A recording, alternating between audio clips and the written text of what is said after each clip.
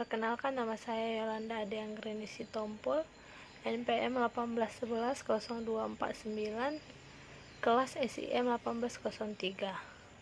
Di sini saya akan mempresentasikan tugas teknik riset operasional, yaitu pertemuan 1 teknik riset operasional. Panduan perkuliahan dibagi menjadi 2, buku panduan dan software. Pertemuan 2, riset operasional. Riset operasional adalah aplikasi metode, teknik-teknik, dan peralatan ilmiah dalam menghadapi masalah-masalah yang timbul dalam operasi perusahaan dengan tujuan menemukan pemecahan yang optimal. Pengertian riset operasional oleh beberapa ahli, yaitu 1. Morse dan Kimball, mendefinisikan riset operasi sebagai suatu metode ilmiah yang memungkinkan para manajer mengambil keputusan mengenai kegiatan yang ditangani secara kuantitatif. Yang kedua, Kranz, Arkoff, dan Arnoff mendefinisikan riset operasi sebagai aplikasi metode, teknik, dan peralatan ilmiah dalam menghadapi masalah dalam operasi dan tujuan menemukan memecahkan yang optimal. Yaitu yang ketiga, Miller dan MK Start mengartikan riset sebagai operasi peralatan manajemen yang menyatukan ilmu pengetahuan, matematika, logika dalam rangka memecahkan masalah yang dihadapi sehari-hari sehingga dapat dipecahkan secara optimal. Metode grafik. Metode grafik dapat digunakan untuk pemecahan masalah program linier yang hanya memiliki 2 variabel. Jika dalam suatu program linier terdapat lebih dari 2 variabel, misalnya X1, X2, dan X3, maka metode grafik ini tidak dapat dipakai. Oleh karena itu diperlukan metode satu lagi, yaitu metode simplex yang efektif digunakan untuk menyelesaikan program linier yang memiliki 3 variabel atau lebih. Langkah-langkah penyelesaian dengan metode grafik yaitu dibagi menjadi 7. 1. Menentukan variabel. 2. Menentukan fungsi tujuan. 3. Menentukan fungsi batasan. 4. Minimalkan Z. 5. Gambarkan garis-garis kendala pada sumbu koordinat. Anggap kendalnya sebagai suatu persamaan. Keenam, tentukan daerah dalam bidang koordinat yang memenuhi sebuah kendala atau daerah visible. Kemudian tentukan suatu titik daerah visible tersebut. Ketujuh, hitung nilai fungsi tujuan untuk semua titik sudut daerah layak. Untuk keputusannya, pilih koordinat titik yang memberikan nilai terbesar untuk fungsi tujuan maksimal dan nilai fungsi terkecil untuk tujuan minimal. Pertemuan 3, program linier. Program linier adalah model matematika yang digunakan untuk menyelesaikan masalah optimisasi, yaitu memaksimumkan atau meminimumkan fungsi tujuan yang bergantung pada sejumlah variabel input. Dalam kasus program linier, fungsi objektif dan kendala adalah semua fungsi linier dari variabel keputusan. Macam-macam fungsi program linier, yaitu 1.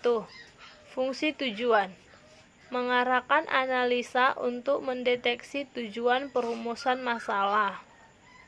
Kedua, fungsi kendala, untuk mengetahui sumber daya yang tersedia dan permintaan atas sumber daya tersebut. Model linear programming Ciri khas model linear programming ialah bahwa linear programming tersebut didukung dengan macam-macam asumsi yang menjadikan sebagai tulang punggung model tersebut. Macam-macam asumsi. Proportionality. Pada asumsi ini ialah bahwa naik turunnya nilai Z dan juga penggunaan faktor-faktor produksi yang tersedia akan dapat berubah secara sebanding atau sejajar atau proporsional pada perubahan tingkat kegiatan. Yang kedua, additivity. Pada asumsi ini bahwa nilai tujuan pada tiap kegiatan tidak saling mempengaruhi satu sama lain, atau dalam linear programming tersebut dianggap bahwa suatu kenaikan nilai tujuan yang diakibatkan oleh kenaikan suatu kegiatan dapat ditumbuhkan dengan tidak harus mempengaruhi nilai Z yang diperoleh dari kegiatan lain. Yang ketiga, divisibility. Pada asumsi ini menyatakan bahwa suatu keluaran output yang dihasilkan oleh suatu kegiatan atau proses yang berupa suatu bilangan pecahan, demikian juga dengan nilai Z yang dihasilkan Z. Yang keempat, deterministi atau certainty.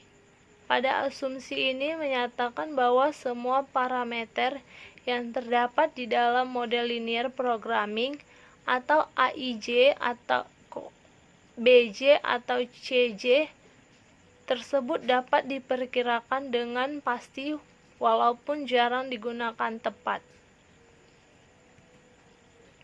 Fungsi-fungsi dari linear programming. 1. Fungsi tujuan atau objective function. Fungsi tujuan ialah fungsi yang menggambarkan suatu tujuan ataupun sasaran ataupun juga target di dalam suatu permasalahan linear programming yang berkaitan dengan suatu peraturan dengan secara optimal sumber daya atau resource untuk memperoleh suatu keuntungan yang maksimal. Yang kedua, fungsi batasan atau constraint function. Fungsi batasan ialah suatu sumber penyajian dengan secara sistematis batas-batasan suatu kapasitas yang tersedia akan dapat dialokasikan secara optimal. Masalah linear programming tersebut dapat dinyatakan ialah sebagai proses optimisasi suatu fungsi tujuan di dalam bentuk memaksimumkan atau meminimumkan. Langkah-langkah perumusan masalah. Program linear programming problem atau LPP. Langkah 1. Mengidentifikasi variabel keputusan masalah. Langkah 2. Membangun fungsi tujuan sebagai kombinasi linear dari variabel keputusan. Langkah ketiga, mengidentifikasi kendala dari masalah seperti sumber daya, limitations, antara hubungan antara variabel dan lain-lain. Merumuskan kendala ini sebagai persamaan linear atau quites dalam hal variabel keputusan non-negatif.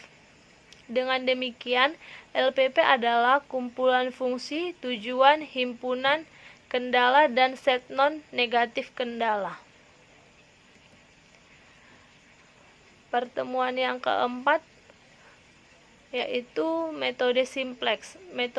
Merupakan metode yang umum digunakan untuk menyelesaikan seluruh problem program linear baik yang melibatkan dua variabel keputusan maupun lebih dari dua variabel keputusan. Fungsinya ada dua, fungsi pembatas, yaitu satu fungsi pembatas yang mempunyai tanda kurang lebih diubah menjadi suatu bentuk persamaan atau bentuk standar dengan cara menambahkan suatu variabel baru yang dinamakan slack variabel. Banyaknya slack variabel bergantung pada fungsi pembatas. Fungsi tujuan yaitu dengan adanya slack variabel pada fungsi pembatas, maka fungsi tujuan yang harus disesuaikan dengan memasukkan unsur slack variabel. Karena slack variabel tidak mempunyai kontribusi apa-apa terhadap fungsi tujuan, maka konstanta dan slack variabel tersebut dituliskan 0. Langkah-langkah metode simplex yaitu 1. Rumuskan persoalan PL ke dalam model PL atau fungsi tujuan dan fungsi pembatas. Yang kedua, merubah model umum PL menjadi model simples, yaitu fungsi pembatas tambah slack variabel atau surplus variabel atau variabel buatan. Yang kedua, fungsi tujuan. Rubahlah bentuk fungsi tujuannya menjadi persamaan bentuk implis. Yang ketiga, tambahkan atau kurangi dengan slack variabel surplus atau variabel buatan yang bernilai 0. Formulasikan ke dalam bentuk tabel simplex. Lakukan langkah-langkah penyelesaiannya. Pertemuan kelima, metode transportasi. Metode transportasi suatu metode yang digunakan untuk mengatur distribusi dalam sumber-sumber yang menyediakan produk yang sama ke tempat-tempat yang membutuhkan secara optimal. Masalah transportasi secara umum berhubungan dengan masalah pendistribusian barang dari sumber kelompok dengan penyediaan yang disebut sumber ke beberapa kelompok tempat penerima disebut tujuan dalam masalah tertentu yang dapat menimbulkan total biaya distribusi secara umum. Penyelesaian masalah transportasi dilakukan dengan 2 tahap, yaitu 1. Tahap solusi awal dibagi menjadi 4. Metode NWC atau Northwest Corner. Pengalokasian dimulai dari pojok kiri atas dan berakhir di pojok kanan bawah. Yang kedua, metode LC atau least cost. Pengalokasian dimulai dari biaya terendah dalam tabel. Yang ketiga, metode FAM, Vogel Approximation Method, atau pengalokasian dilakukan pada kotak variabel dengan biaya terendah pada baris atau kolom yang terpilih. Yang keempat, metode RAM atau Russell Approximation Method, yaitu pengalokasian dilakukan dengan nilai negatif terbesar. Tahap solusi akhir yaitu stepping stone. Yang kedua, MODI, merupakan modifikasi dari metode stepping stone, namun demikian solusi akhir akan digunakan bila dalam solusi awal penyelesaian biayanya belum optimal. Pertemuan ke-6, perulangan metode transportasi. Produser penggunaan NWC. 1. Tampilkan persoalan dalam matriks. Kedua, selalu memulai pengisian yang pertama kali pada jalur yang berada pada pojok kiri atas.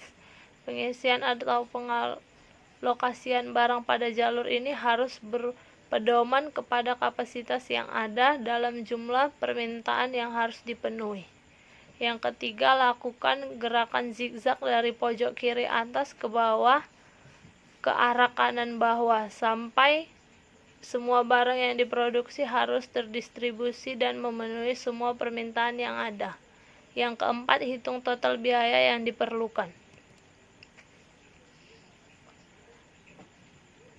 Prosedur penggunaan least cost, yaitu 1. Tampilkan persoalan dalam matriks. 2. Prioritaskan pengisian jalur-jalur yang mempunyai biaya paling murah. Ketiga, total biaya yang diperlukan. Pertemuan 7.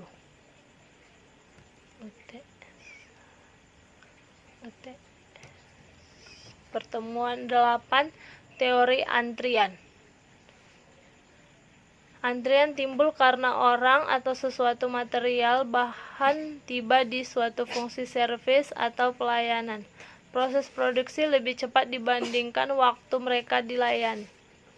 Hal ini terjadi karena konsumen datang dengan rentang waktu yang tidak tentu dan waktu pelayanan setiap konsumen juga tidak konstan, sehingga antrian secara konstitusi menjadi bertambah dan berkurang panjangnya dan kadang-kadang kosong dalam jangka panjang sesuai dengan frekuensi kedatangan konsumen yang tidak tentu.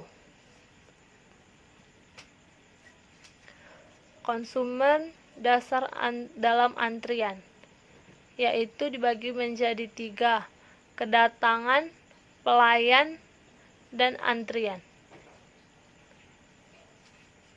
Berikut rumus modelatrinnya.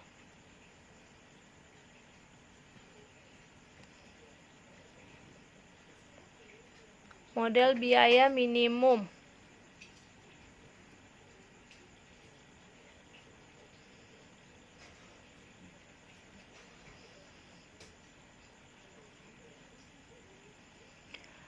Metode penugasan. Metode penugasan atau assignment Hungarian metode menentukan alokasi sumber daya ke suatu tugas tertentu secara persatu. Teknik pemecahan yang tersedia untuk masalah penugasan yaitu metode Hungarian. Untuk metode Hungarian, jumlah sumber yang ditugaskan harus sama persis dengan jumlah tugas yang akan diselesaikan.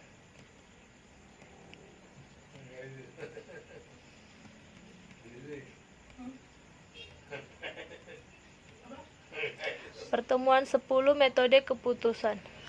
Pengambilan keputusan. Suatu proses pemilihan di antara arah-arah tindakan yang diharapkan menghasilkan hasil yang berbeda antara satu sama lain dan dipengaruhi rasional dan irasional. Oleh karena itu, pengambilan keputusan merupakan perilaku manusia yang tidak luput dari faktor-faktor subjektif yang bersangkutan dalam menghadapi faktor-faktor ekstrim yang berasal dari lingkungan, atau pengambilan keputusan merupakan inti dari perencanaan. Urutan secara deskriptif dari pengambilan keputusan. Pertemuan ke-11, penggunaan software POM for Windows 3.